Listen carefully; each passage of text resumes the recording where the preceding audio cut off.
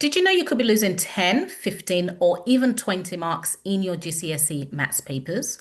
Not because you don't understand the maths, but because of tiny common mistakes that are completely unavoidable. So in this video, I'm going to show you top mistakes that stop students from getting a good 9 in GCSE maths and exactly how to fix each one. Hi there, my name is Sylvia Brown, lead tutor at the Impact Academy. I've helped hundreds of students get top grades in maths and science. And one of the fastest ways to improve is simply to stop losing marks from unavoidable errors. Okay, so let's jump straight in to the top mistakes that GCSE maths students make. Number one is misreading the question. So the question might say, write your answer as a fraction in its simplest form. And your answer might be something like 0.25. What a lot of students do is they'll just leave it like that. They'll leave it as a decimal. And of course, you need to convert it into a fraction. So a very important thing here is to make sure you're looking at the keywords and you're looking at the command words in the question.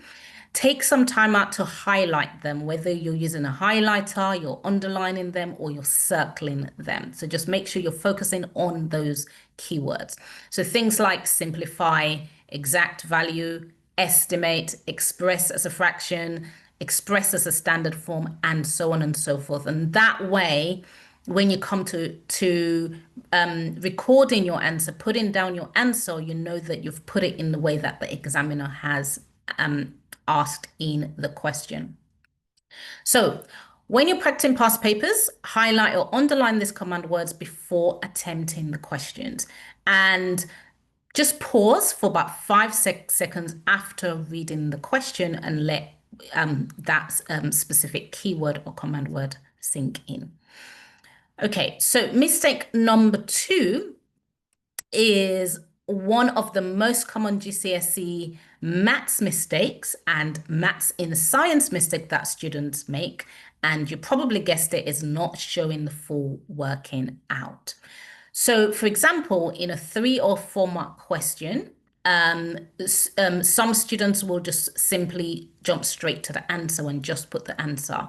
But of course, if your answer is incorrect, then you're not going to pick up any marks. Whereas if you actually show your full working out, even if your answer is incorrect, but the examiner can see that you know the process, you know the method, you know what it's about, then you'll still have some credit allocated to you. So the fix there is simply always show step by step you're working, even if it's obvious to you, because it's so easy to make a mistake. It's so easy to put the wrong number in the calculator. It's just so easy to make a mistake under that exam pressure.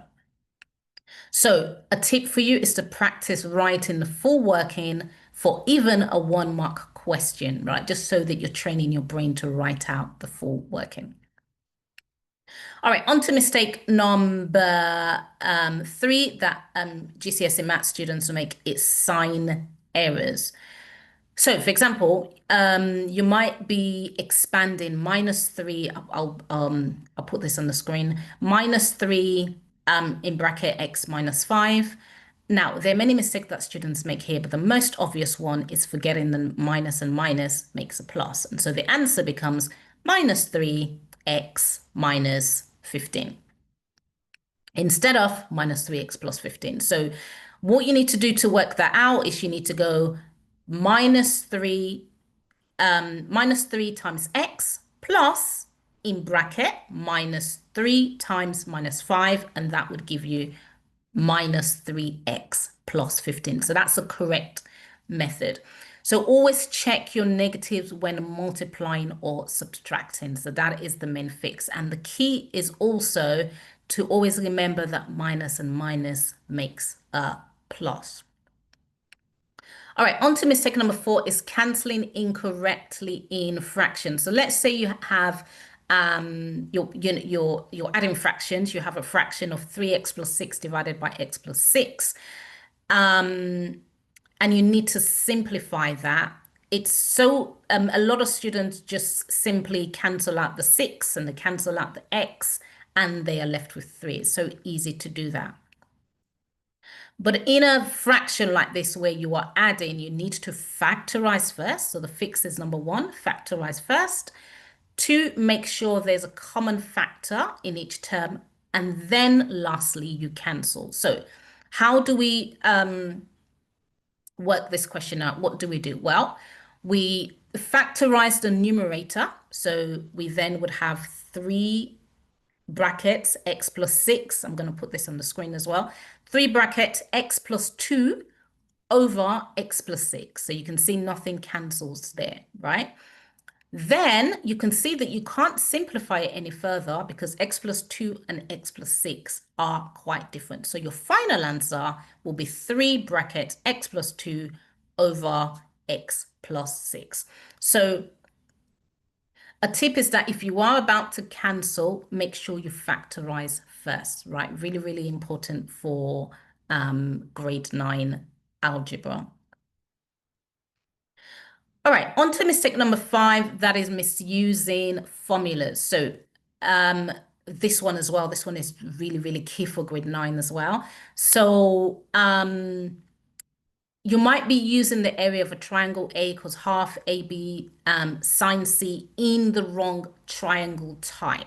Okay, so what does this particular formula mean? Well, it means A and B are 2 sides of the triangle and C is the angle between those 2 sides. So the formula only works when the angle is sandwiched between the 2 sides being multiplied.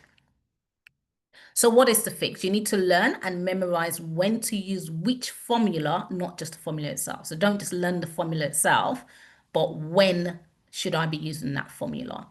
And where possible, draw a diagram. So even if the diagram is not given, draw a diagram because it would help you to pick up the correct method. So always check, is the angle I'm multiplying between the 2 sides? If yes, use the formula.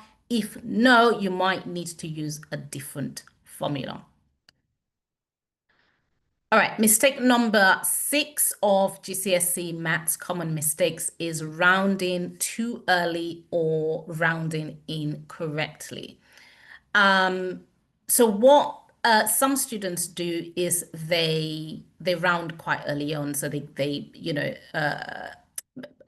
plug some numbers into their calculator and they get this long number and they round it very early on. But what you should do is use the same number that you have in your calculator up until the end and only round at the final answer, unless for some reason the question tells you otherwise, but you only round at the end. Otherwise, you start missing numbers and you end up being off by a few numbers, and that could cost you some marks. Mistake number 7 is losing track of units. So you might be asked to calculate an area in meters squared and you write your answer in centimeters squared, or you even forget units altogether. So a very good tip here is to convert your units before calculating, not after. So if it asks you to do your area in meters squared, then actually convert to meters squared at the start, not after. And then write down the units in every line of your working to keep track of that, okay? Also, a very good tip for this and a good fix for this is do a lot of practice calculation that involve unit conversions. So centimeter to meters, hours to minutes, and so on and so forth. And you just start to get that practice and know what to do when you have exams. Okay, and I'm going to throw in a bonus mistake, and that is a simple, that's a easy one that we shouldn't do, but a lot of us do that under sort of exam pressure, and that is simply just not checking our final answers. So for instance, you might finish a quadratic solution and you write one root instead of both. So what you need to do is get into the habit of doing a quick 30-second check before move on. So when you are, once you've finished your work, take a quick 30-second, check it before moving on. And even when you finish your entire paper, always go back if you have the time. Always go back and take that time and check. You'll be surprised. I used to do this when I was at school. You'll be surprised how you're like, oh, I missed that, right? You'll be really surprised to find out that, oh, you've missed this, or you said that you've put the incorrect calculation, and so on and so forth. So ask yourself, and one of the fantastic things about maths is that you can actually ask yourself, does this make sense, right? So if my answer is supposed to be an average of numbers between 3 and 7, and I got 27 rather than something like 4, does that make sense?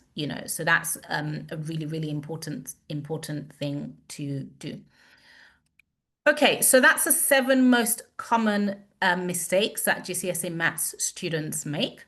Now that you know how to avoid the most common mistakes, the next step is to know which topics to actually focus on by year 11. So check out the video that's coming on the screen now. Revise this 3 GCSE Maths topic for top grade and use that to learn what to revise to get ahead fast. Okay, I'll see you in the next video. Bye for now.